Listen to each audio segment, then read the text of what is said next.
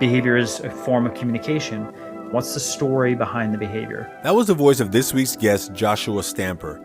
Joshua is an educator, author, speaker, leadership coach, and podcast host whose journey has taken him from graphic design to the classroom, to school leadership, and to supporting educators across the country.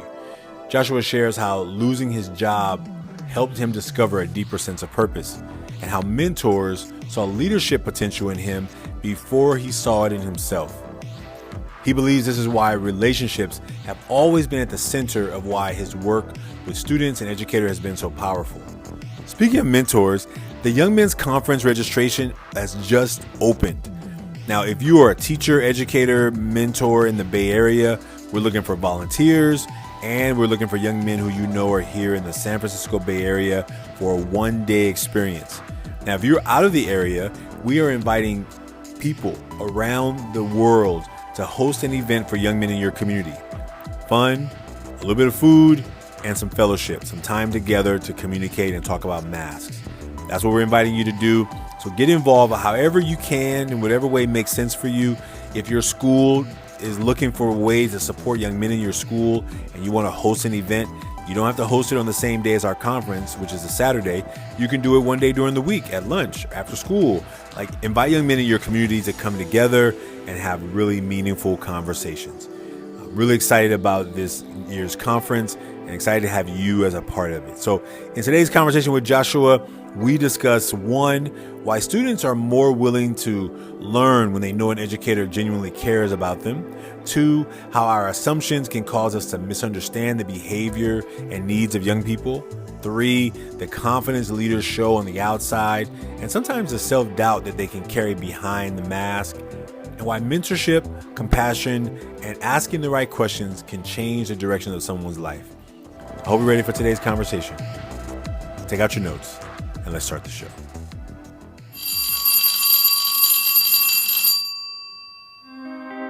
As a male educator at your school site, it can get lonely. Only 23% of K-12 educators in America are male. And just think about what this gender gap means for your male students. They experience disproportionate levels of discipline. This is a show for male educators who want to feel more understood by their community and want to create emotionally safe classrooms and schools for the next generation of male students. Welcome to Unmasking with Male Educators.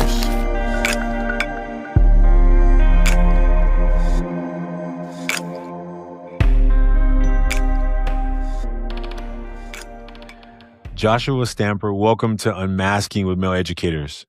Oh my goodness, Ashanti, thank you so much for having me. It's such a joy, not only to talk to you before the recording, but super excited about this conversation. You know, sometimes I go in the conversation before, I'm like, I should hit start because it already gets good. And I'm like, don't say it now.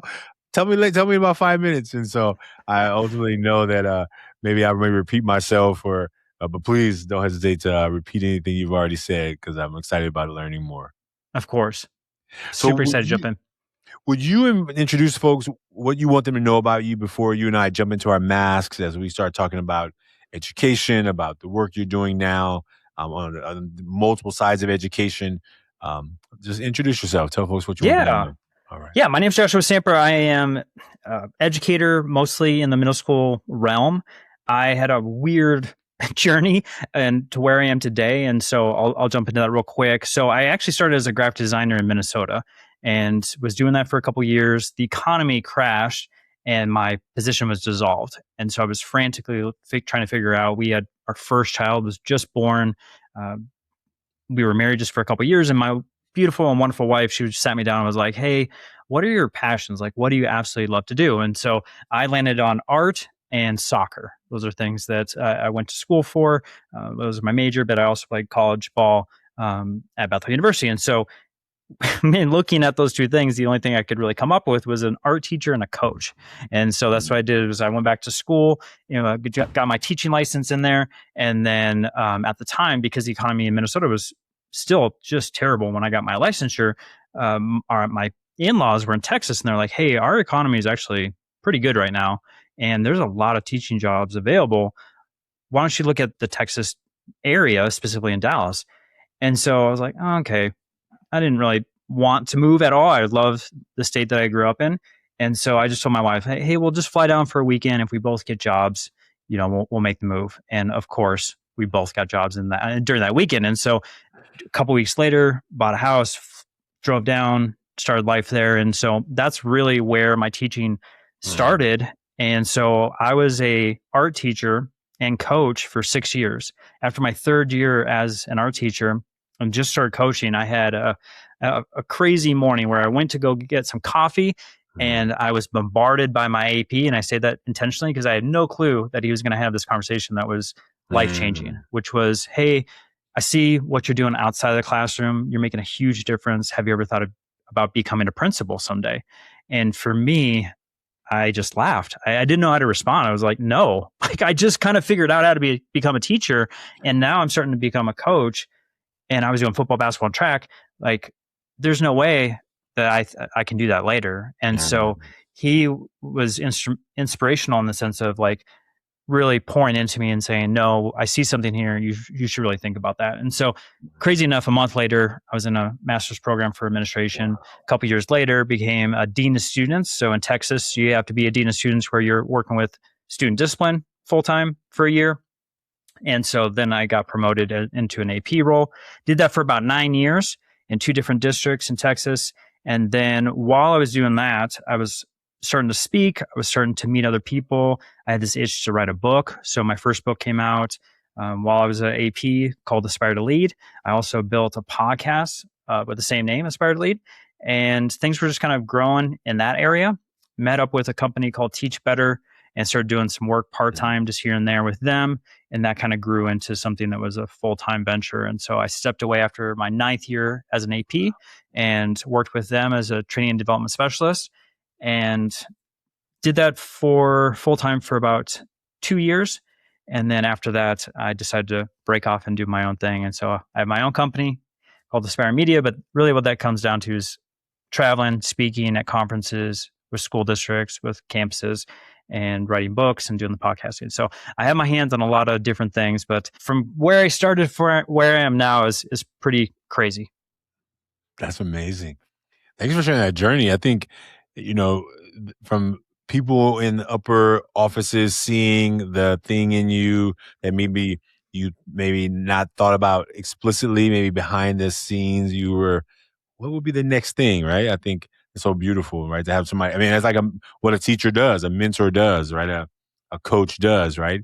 They may point out things that in the moment you either never thought about or you didn't see yourself, right? Yep.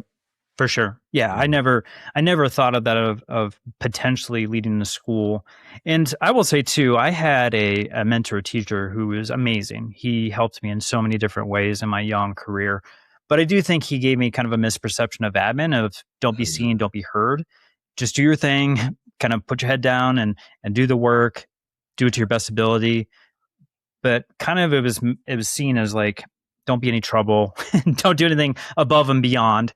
And for me, when I started to do the above and beyond, I think that's when people started to see, my character, but then also my influence on that campus and what I could do, because it was all student focused. It was something to make sure that everybody around me was better. And so I think that's when they started to key in on that. I didn't realize I was doing all these things. I didn't realize anyone was even watching me or noticing. So I was kind of floored when that conversation occurred. But like I said, I wouldn't be speaking to you today without having that crazy conversation 5 a.m. while I'm trying to get there before my athletes and just trying to get a cup of coffee. And then as a coach as well. So imagine the layers of what you came to. This profession is like, what are you good at? Somebody else who in your life who cared about you asked you some hard questions, maybe not hard, but some introspective questions. And I think that maybe that's a huge example of like, oh, this is how it happens and how I'm able to add value to others, right? Maybe I'm not going to tell them some magical quote but I'm going to ask some right questions that are going to help open the light, shine the light, open the door, whatever the metaphor makes sense in the moment. But to say, hey, tell me what I'm seeing here. I'm seeing something. Maybe you have not seen it, but can I tell you what I'm seeing? Or tell me this, right? And I think that part is really beautiful. for your wife actually asking you, what are you good at? What do you like? Right? Because Yeah. how often do we get a chance to even explore what we like? Sometimes you just got to just go to work. You got Yeah. to get up, go to work, get up, go to work, and you who cares, right? What you like. You know what I'm saying? Sometimes, right? Yeah, just got to get the paycheck. And she understood I was in a dark space because at that time I was freaking out, right? I have responsibility not only for myself but for my family, and so how am I going to provide at that time? And so, uh, but she also knew how I work and how I function, and I got to have something that I'm passionate about, or I'll just die inside. And so I think that's where she framed it, and yeah, kudos to her for kind of directing that conversation that way because when I went back to school, as much as I hate school, I I went back to school with that desire of service. I wanted to change the lives of our young folks, and because of that passion, I got a 4.0 in that master's class. Mm, When I went back to, get my master's in administration, I got a 4.0 there, even though I was a horrible K through 12 student. I really mm, barely got into college. By the grace of God, I got in college. I actually got kicked out my freshman year. I had to try to get back in. Thankfully, they let me mm. back in to then, prove myself. And even that GPA in my undergrad wasn't very good, right? So she was dead right in the sense of like I was able to locate what my purpose was, that's Mm. when the motivation behind everything was, you know, be my best self in that program, but then also to make sure that I got the job that I desired later on. So you were an art teacher, so maybe that was a good thing for us to kind of like. I want to come back to art because as a former student who was told I was a horrible artist, and chased me it chased me away from thinking I was ever calling myself an artist or having the audacity to call myself an artist. I used to love to draw and create, but once you get a bad grade on something, you're like, okay, I guess Mhm. I'm not, or you get told that this is pretty horrible. You know what I'm saying? Like, Yep. I was like, oh, I guess I'll go back to math, which is what my I knew it right or wrong in math, right? Oh, this art teacher, she ain't seeing my creativity here, so Sure. let me just focus on math because I know the answer is right here. I put a box around it, I put a check next to it. That's right, you know. Yep. So let's do the mask. So we get to share our masks. Right now, we're going to do it verbally, right? So Sure. um, and so the mask is a representation of what we let the world see about us. The front of the mask represents, oh, here's what I let people see. The back of the mask, here are the things I don't usually let people see. On the Mhm. activity guide, it asks for 3 words on each, but we're going to do it out live and out loud. So you as a guest gets to decide who goes first. Either you go first or you want me to go first. It's your choice. So the role that we're looking at is a teacher? Yeah, I mean, you're an educator now, so you just educate in different ways. So you can say, "I'm going to tell you about my teacher persona when I was a teacher, Yeah. or my administrator persona as as an educator in that way, or currently as a, a writer, a speaker, Yeah. like whatever lens of educators that you want to focus on is great because we can Perfect. always think back to. So whichever one you want to focus on, I'll Yeah. focus on mine as an educator, Yeah. but in just like in this real day right now forum. Okay. So first word that comes to mind for all of the roles that I've been in is confidence. I think Yeah. being confident, not cocky. There's obviously a difference in those two terms, but I think confident in the sense that I know I could do the job regardless of what my role was, as far as a teacher, coach, a dean of students, assistant principal, or what I do now. I think confidence is always, I think, seen by other people as far as the front of the mask. Yeah. Do you want to? So, do you want to go alternating back and forth, or how Yeah, about? let's ping pong. Okay.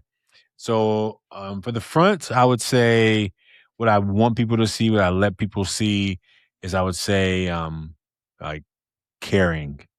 Um, Now, people don't always see caring, especially when I was a teacher, because I was really harsh. Sometimes I was demanding. I was sometimes in your face. Sure.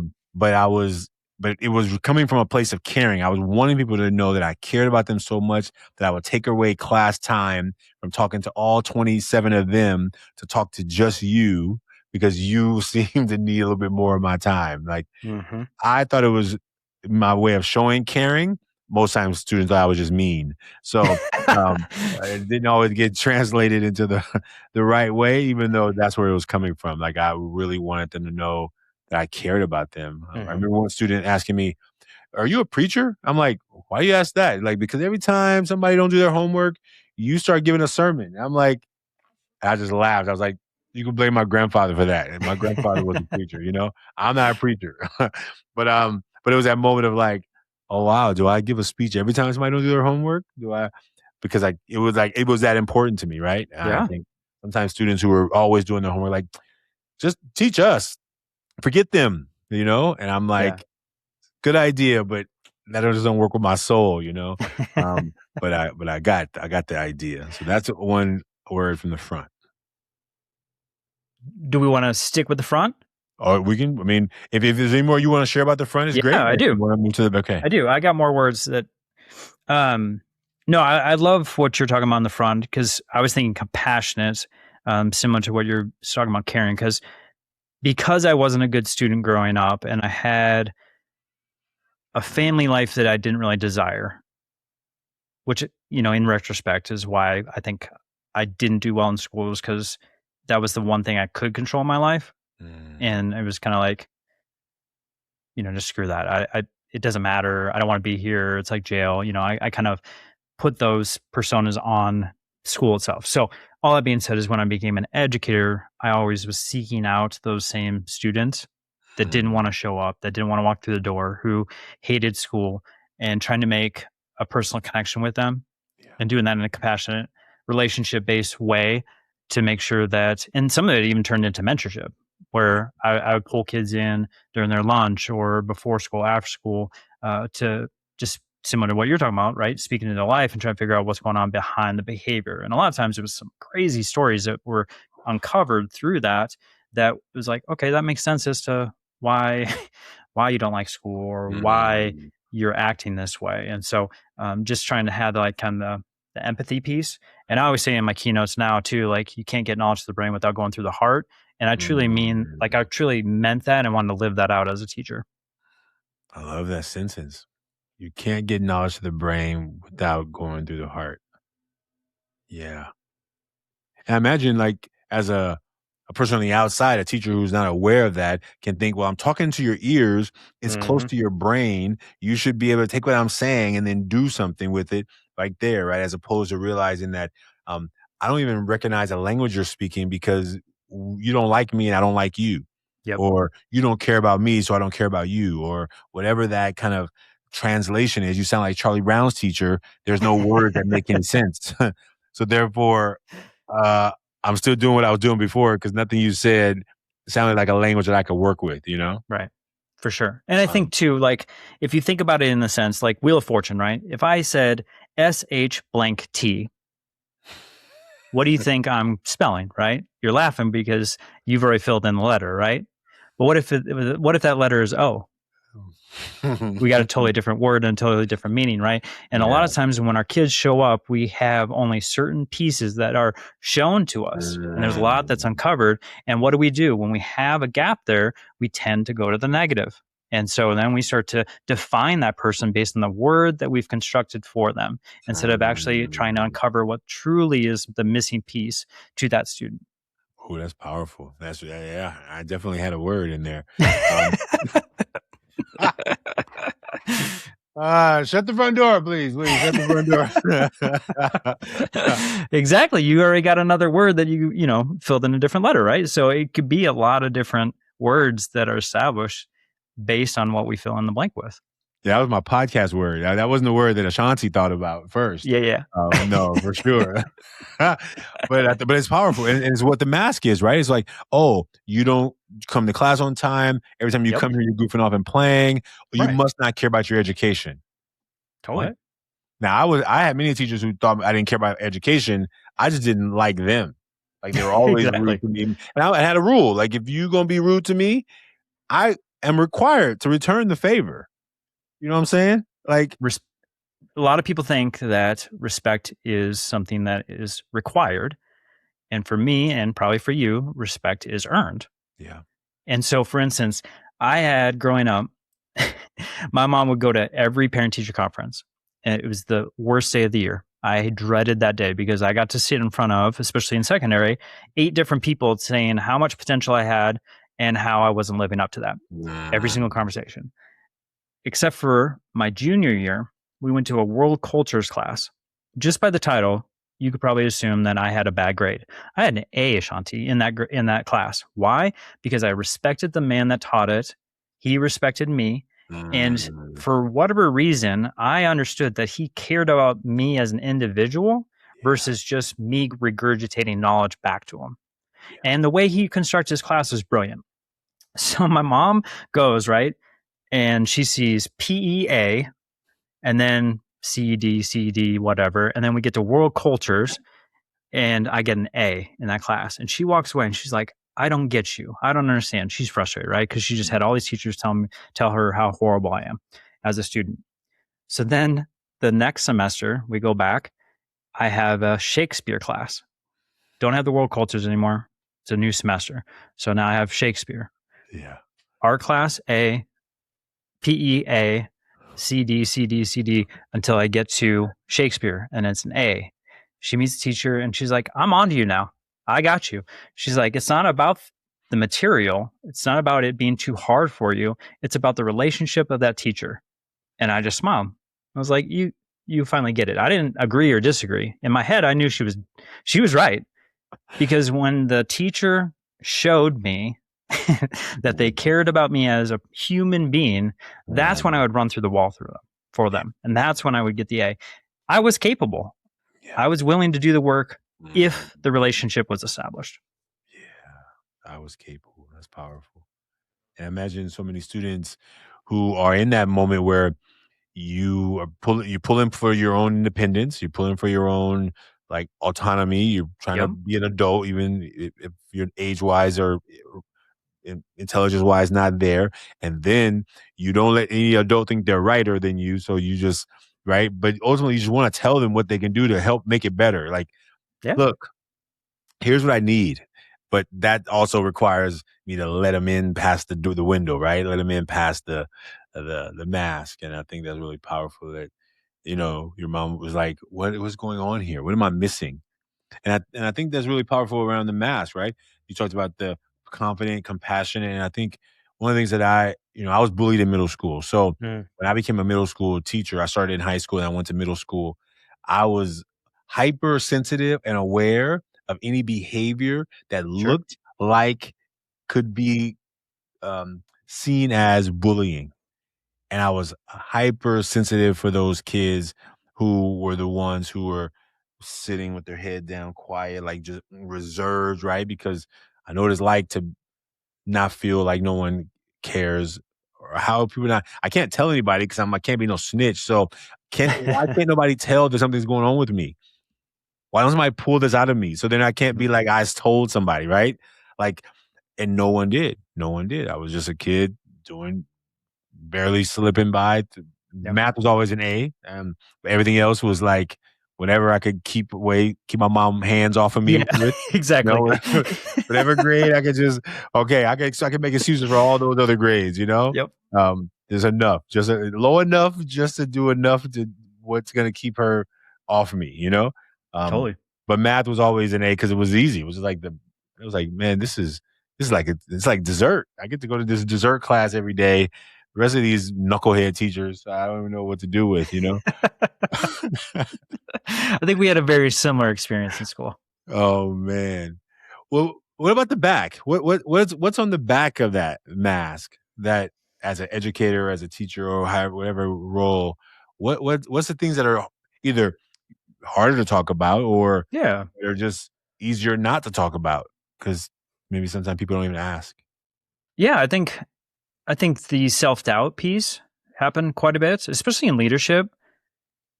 Not You have to make thousands of decisions as an educational leader, and so when you're making that, Mm, you're never going to get 100% agreement on anything that you do, even if it makes a lot of sense. You might get 90%, but you won't get 100%. And so for myself, I looked confident in front of everyone to make the decision saying this is what I believe moving forward. But, you know, as years go on and you get students doubting you, you've got teachers doubting you, you've got parents doubting you, you've got the district, district leaders. You start to have some self-doubt of, am I capable of doing this Mhm. now? Is the decision correct? Or even long term, is this something that I can be sustainable in? I think there was a lot of that, a lot of uncertainty, especially. I have thousands of stories that are just insane, just Yeah. things you would never ever expect in the school building that you would have to deal with. Mhm. And, it's like duties as assigned, right, in the contract, as just the insanity that occurs that nobody ever knows about. Yeah. And so for yourself, you're just like, I don't remember learning that in the master's program. I don't remember shadowing somebody and experiencing the same thing. So Yeah. to go through it for the first time, you're like, am I doing this right? There's no like handbook that you can go to and just start reading through of, uh, parent gets on bus to beat up student. Like, I don't remember that in the manual. So, what am I going to do in this situation? All that kind of stuff. So that's like one of many, many things that you just, you learn through it. You learn through that experience. You learn and go, okay, well, if this happens again, I guess this is how I'm going to move forward the second time or third time I see this, right? And so there's a lot of uncertainty of like, I'm just kind of making this about as I go. Mm. Whew. Thank you. And I think that when I just heard you say that, like thousands of decisions you make every day, I think that that is almost only another administrator or maybe a person who really gets it can understand. Because Yeah. half the teachers think you don't do anything all day. Yeah, totally. They think you just sit in your office and what do you do all day, right? Yeah, yeah. You know, you sent him back with the juice box. How I just sent him to you. I don't want him in Mhm. here, right? You're just like, yeah, I understand, right? You know, with a smile on my face, with a good mask on, right? Because Yeah, as yeah. opposed to For sure. saying, "Shut up and do your job," which just doesn't go over well, right? I mean, I think I've tried that once, and Yeah, yeah. Do what I say. That goes over really well. after a level one complaint, you realize, oh, okay, I can't say that to teachers. Okay, probably not a good comeback. You know, it felt good, but it's probably not good professionally. You know. No.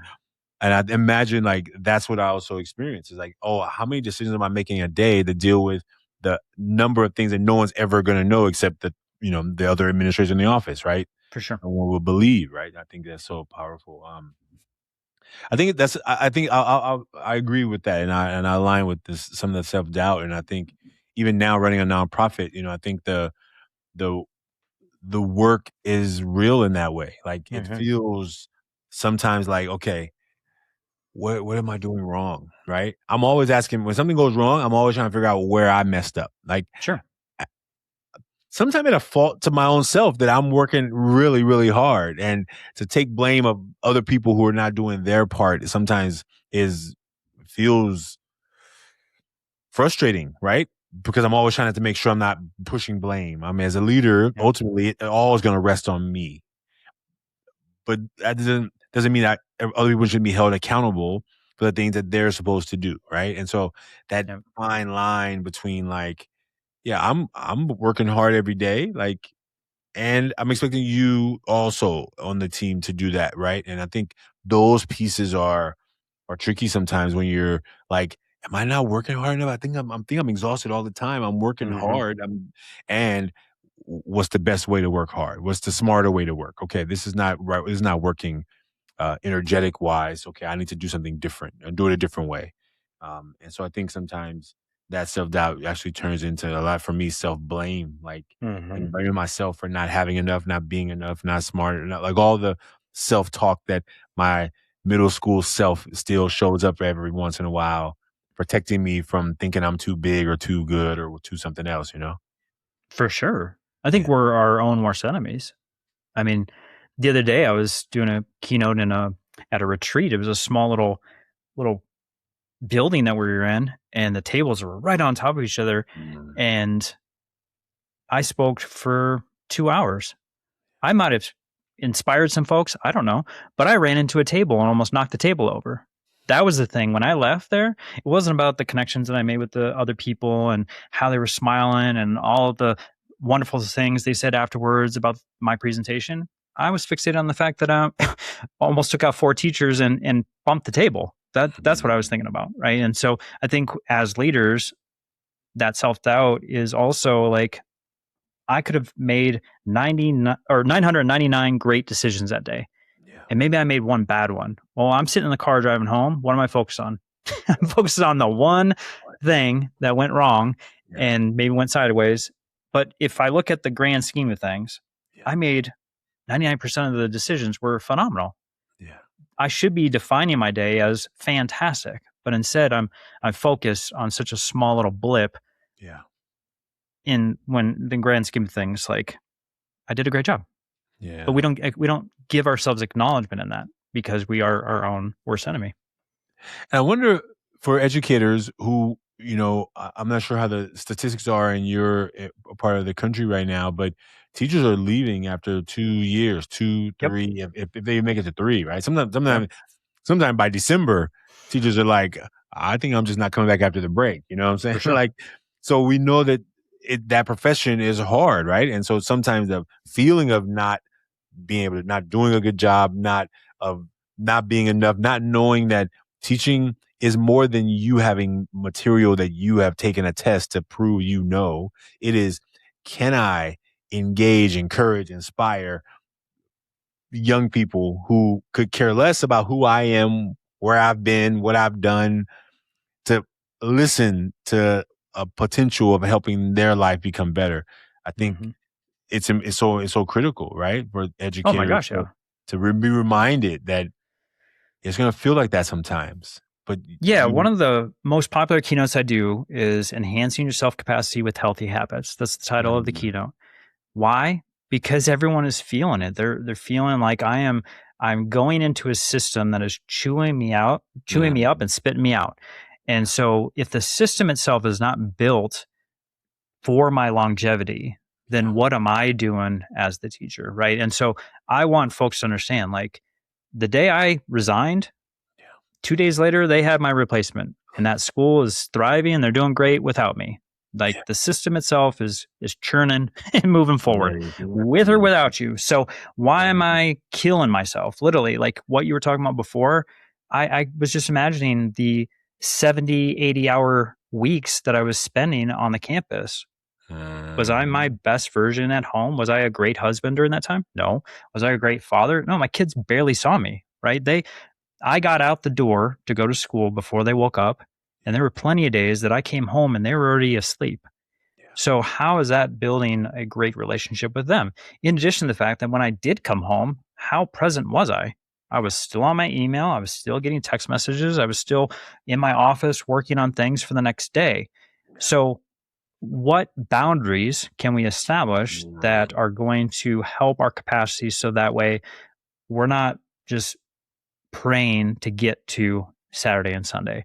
We're not just dragging into holiday break and spring break, and we're not just celebrating the day that the school year ends and we get a couple months off. Like, we shouldn't be just only focused on the times that I'm not on campus to be quote unquote my best version, right? Because that's not sustainable. And so many people, like those, you talk about 2 years, and leadership's the same way. Most leaders, they're not even on the campus or in the position more than 2 or 3 years. And that number is getting shorter and shorter and shorter. And so when I do that keynote specifically, it's like, no, we need to make sure that we establish things that are going to make us better as human beings. Because I don't know about you, but I worked so hard that I didn't exercise. I didn't get good sleep. I barely ate. Pretty much my my breakfast was coffee, and sometimes my lunch was coffee. So how is, like, the systems that I have in place going to then be able to pour out into other people, right? There's nothing filling my cup, right? And so a lot of times we talk about burning the candle. Well, I don't like that as an analogy, because if I'm burning the candle down, that means death. Because you can't rebuild a candle. Once that wick's gone, it's gone forever. So let's think of ourselves as batteries. And so what are some things that we're establishing, one, in the job to recharge that battery? Is there anything that you're doing that brings you joy? because I know I was in as an assistant principal. There were plenty of times that I had meeting after meeting after meeting where I got stuck in my office. I didn't get to interact with the students. I didn't get into the classroom to see the brilliance that my teachers were doing as far as their lesson plans. I was missing just so many connection points. Yeah. I was I was such a ogre at the end of the day because I was like Mm. I didn't find any joy in my day. All I was doing was dealing with upset people yelling at me and responding to emails. That was my day. Like, is this really why I got into leadership? That's And right. so I had to write something on my board as far as who I am as a leader. What is Mm. my persona? Right. Right. And similar to the mask thing that we were talking about before, is I want to be a relational administrator. I wrote that on my board. So, what can I do every single day to make sure that I am finding joy in being that person? And so what came to be was relationship walks where I got out of my office. I was very intentional about going out at least 5 to 10 minutes and making a connection with a student or the teacher, not about school, but about them as a human being. Mm. And it was amazing talking about the culture piece of like how people started to understand like, oh, you're actually here not on an agenda and you're not being fake, you're not having this mask because some people had a wall at first. Yeah. But by the end of the school year, I had teachers coming into my office telling me things that I had no clue was going on in their life. Yeah. Significant other had lost their job, or Yeah. they were in an abusive relationship, or they were in a custody battle for their kids. Now they put a smile on their face. They came in every single day. They were on time. They built beautiful relationships for the kids. They did awesome as far as getting the knowledge and having kids master the various teaks.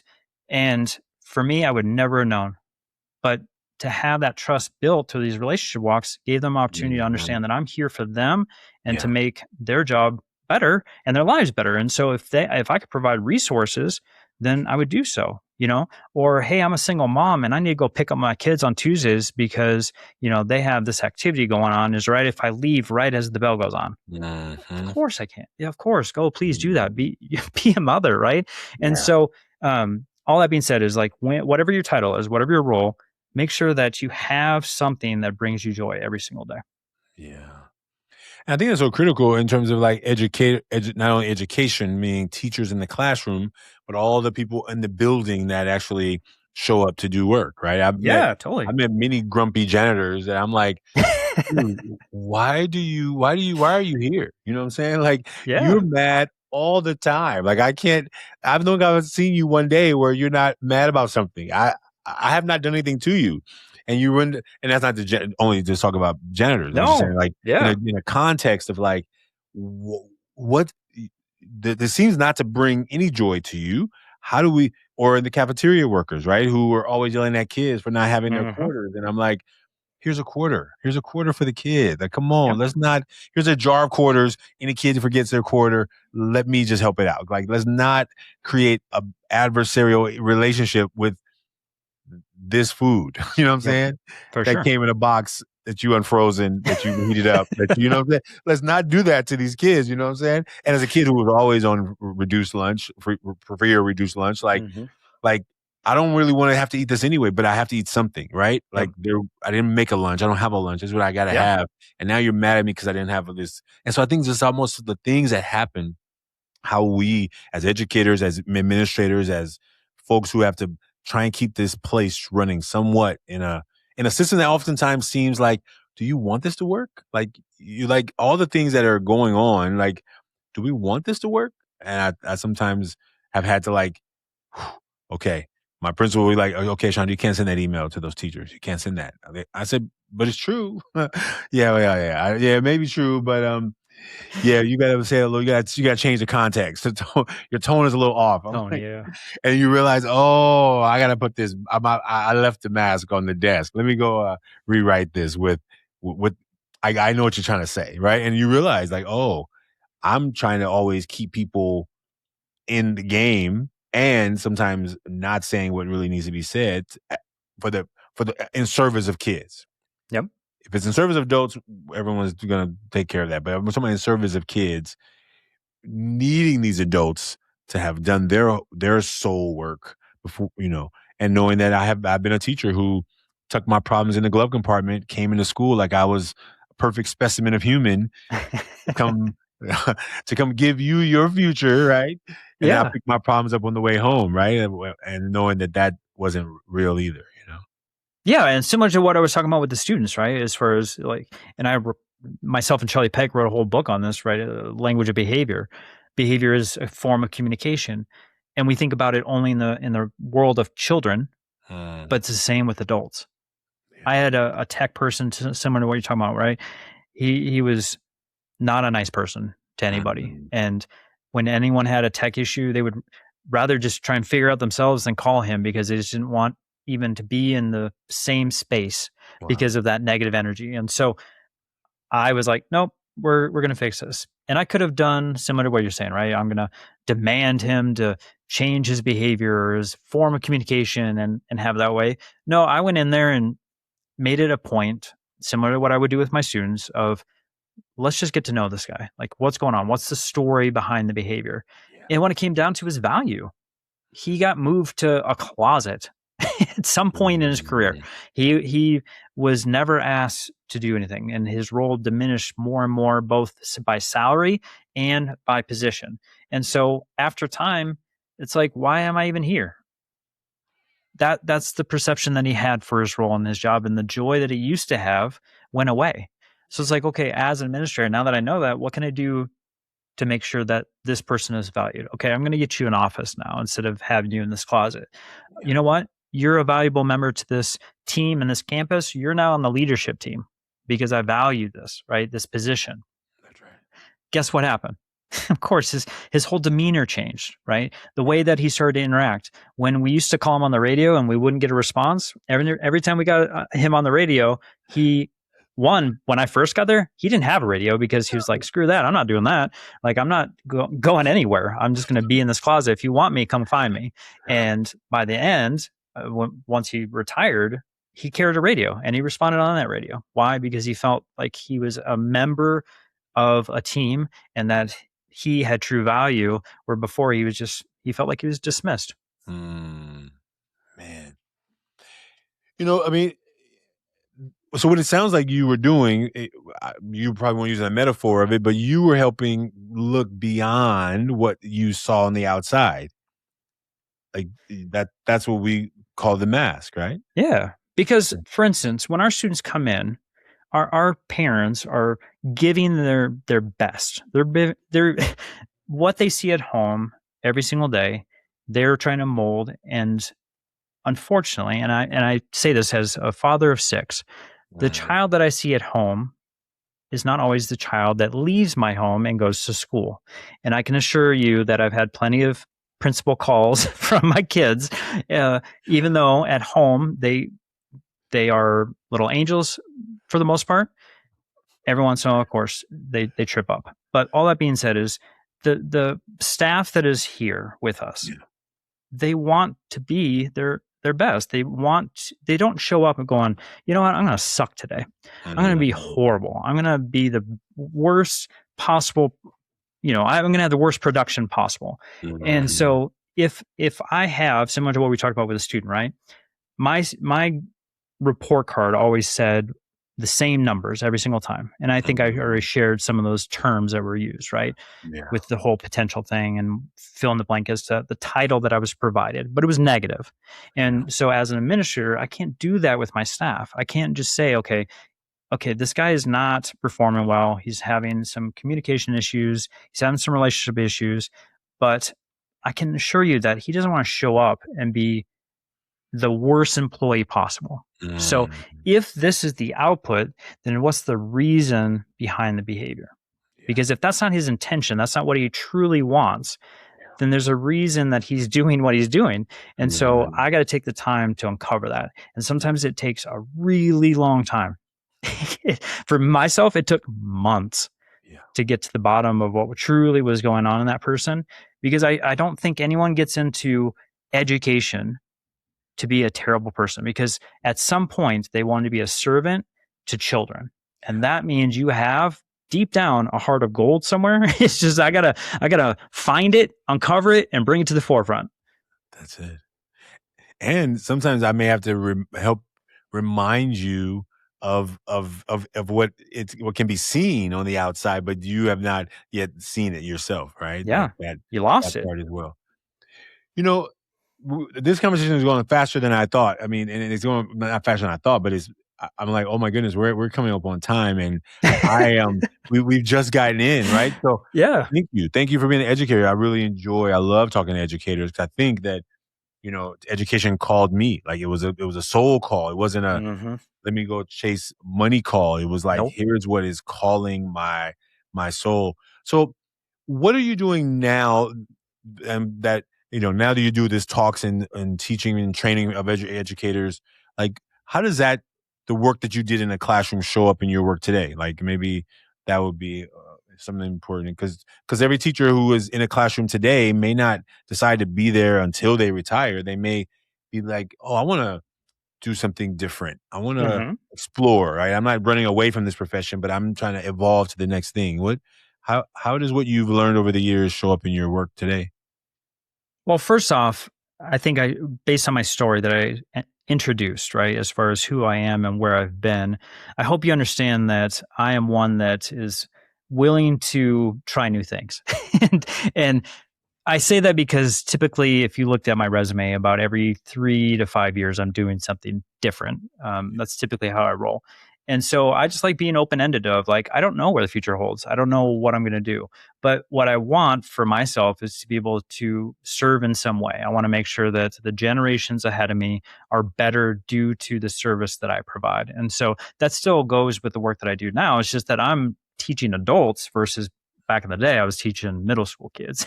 So there, I think myself, like who you see here is who I am if I do a keynote or if I'm in front of a class. Like I don't really deviate from that. I know we talked about a mask, but for the most part, I try to be as transparent as possible. I've made a lot of mistakes in my journey. And I don't mind. I mean, my first book, Aspire to Lead, is a book full of them, right? Of mistakes and things that I hope people don't do in the future, especially as they're aspiring to become a leader, because I think that's hard work, especially in education. And so, yeah, now it's just a matter of getting in front of a lot of people and if it's student discipline, working with them in that, because I know it's very frustrating, or if it's, the capacity thing where I'm talking about, making sure that we have things put in place for our mental health. It's just making sure that I'm solving problems that exist in education Yeah. that everyone is feeling, and using my own stories, my own journey to help them understand that it's something that can be changed. It's something that they have power. And the main thing is I want to give them hope, because a lot of them are going to work every single day just feeling defeated. Oh, yeah, I feel it. And we're in the summer now, so hopefully all those educators that are out there listening, hopefully you're taking time for yourself to relax, rejuvenate, Yes, get reinvigorated, and know that if you were called to this profession, no one's called to this profession for money. So you were called from a place of heart, a place of love, a place of caring for young people. Um, Please do what you need to do this summer to rejuvenate and find those things during the year that bring you joy every day. I really love the way you talked about that, Joshua. Find something every day that reminds you why you came to this, why what that brings you joy. Even those pulling that kid to the side and saying, "Hey, I saw you, how hard you worked today," right? Whatever that looks for like for sure. every educator. Joshua, how can people find you? How can they find your books? How can they find the work that you're doing? Where do you want people to go? Tell people where, or any project you're currently working on that you want people to know about. Yeah. So the easiest thing is to go to my website is josham.com. You'll find there a lot of different things. So there's some resources on there. There's my podcast on there. And then, of course, the speaking side of things, how you can get a hold of me for that. I do travel all over this country and love the work that I'm doing in that. So if I can assist you in some way, I know school kickoffs are going on right now. So I'm traveling a lot in July, August, September. So if that's of interest or of a need for your listeners, they can definitely find all that information there. I also have blogs and other free resources for them on joshstamper.com. Social media, for the most part, you just look up Josh Stamper, or some places like Instagram and Twitter/X. I'm Joshua _Stamper because I needed to make it a little harder for folks to find me.